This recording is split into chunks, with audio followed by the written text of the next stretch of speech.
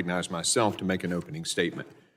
I'd like to welcome the members of the Committee on Homeland Security to the 119th Congress, both our new members and those returning.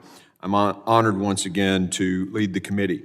I'd like to thank the Ranking Member Thompson, and all our members for their collaboration in finalizing our committee's rules so we can get on to the important business of the committee.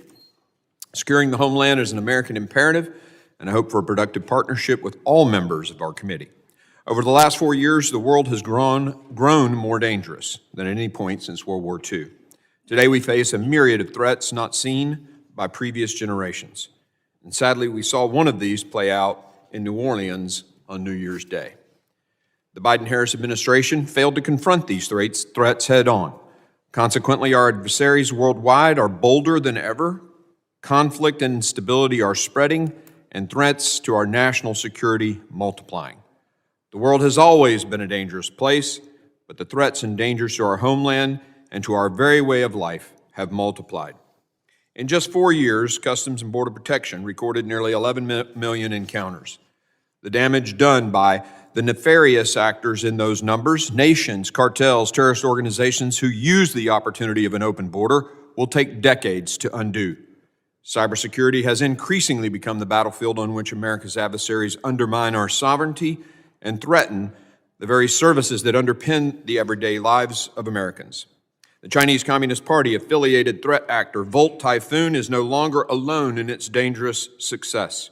For example, Salt Typhoon, even more concerning, has now infiltrated backdoors in major internet service providers and threatened security of telecommunications, as well as other sectors.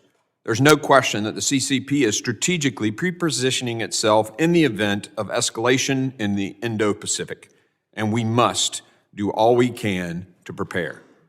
Our oversight and legislative agenda will tackle both the border and cybersecurity, as well as a significant number of other issues facing our nation. Fortunately, President Trump and his administration signal a return to the policies that kept America safe and secure and our enemies at bay. It will be incumbent on Congress to put aside political differences and give the Trump administration all the tools it needs to continue advancing America's interests. The people have spoken. We need to act. Part of accomplishing this means reforming the Department of Homeland Security into an agency that can protect our homeland against the evolving threats that are now facing our nation. I look to work together in the 119th Congress and look forward to each of you contributing. While we may occasionally disagree on our approach to securing our homeland, that doesn't mean we have to be disagreeable. And we will apply the same rules we have in the last Congress. We will focus on the issue and the policy and the facts and leave any personal attacks alone. I'm excited to get to work. I now recognize the ranking member of the committee, the gentleman from Mississippi, Mr. Thompson, to make an opening statement.